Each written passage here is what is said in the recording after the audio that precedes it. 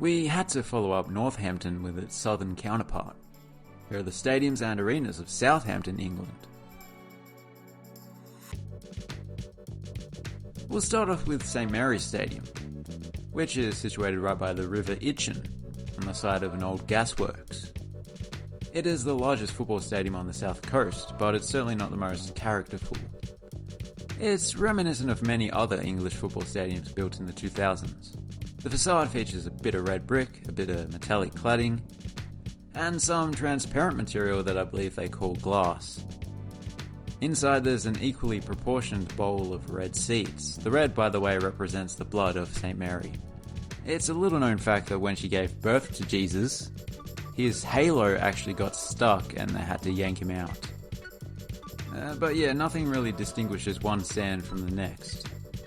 Function over form, I suppose. At least all the supporters can sit in comfort, rain, hail or shine. The same can't be said for Mary. There goes the Christian viewership. Silver Lake Stadium is a pleasant sounding name, but Silver Lake is not referring to any nearby body of water. It's actually just a corporate sponsor. The non-commercial name for the ground is 10 Acres, which is, I suppose, an equally pleasant sounding name. It's home to Eastleigh, a 5th tier club, which was founded in 1946.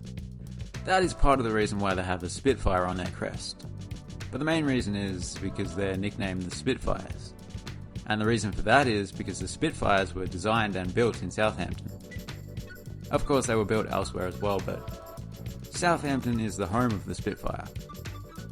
Anyway, to the stadium itself, well, it looks like it's home to a 5th tier club.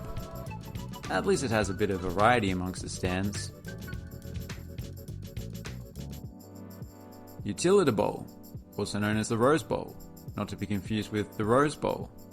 This is one of the rare examples of an American version that existed long before the British version. It's called the Rose Bowl because the symbol of Hampshire County Cricket Club is a rose and a crown. Rose and Crown sounds like the name of a pub.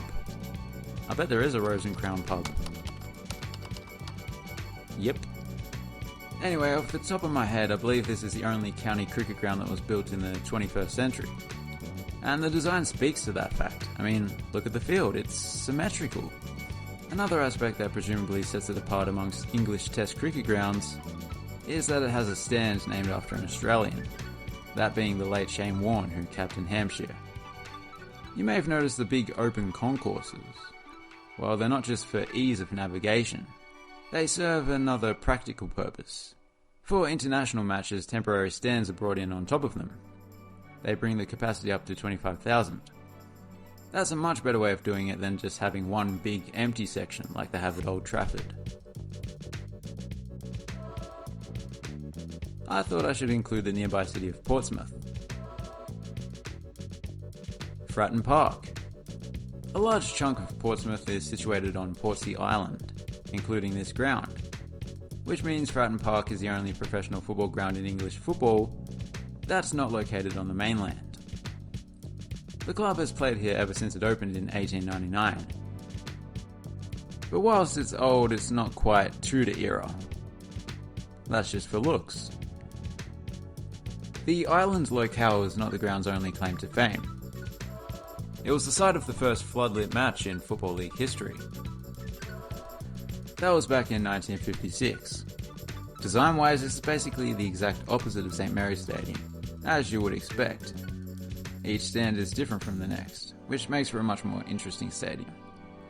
Although 2 of the stands predate the widespread use of cantilever roofs, so there are pillars holding up the roof that obstruct the view from some seats. That man depicted there is Jimmy Dickinson, who played for and managed Portsmouth back in the day. Wesley Park is home to a lowlier club than Eastleigh. Lowlier? I believe they were relegated from the 6th tier last season. So basically, if someone tells you they play for Havant and Waterlooville, they're not trying to brag, it's just a subtle way of them asking you if you've got any odd jobs that they could do. Just over 700 of this ground's 5,000 capacity is coming from seating. So I'd imagine that on average, all of the spectators can get a seat if they want. There's not too much else to say about this one. So there you have it. My favourite ground of the lot would have to be Fratton Park, which I feel slightly bad about, given the title of this video. And that is all for today's video.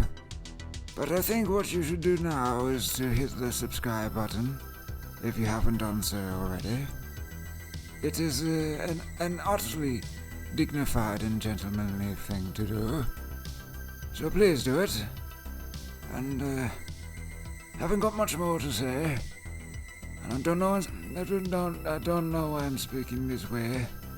And now the accent's changing. What's this accent? It's like northern. It's like, I like this one. Thanks for watching, have a good one.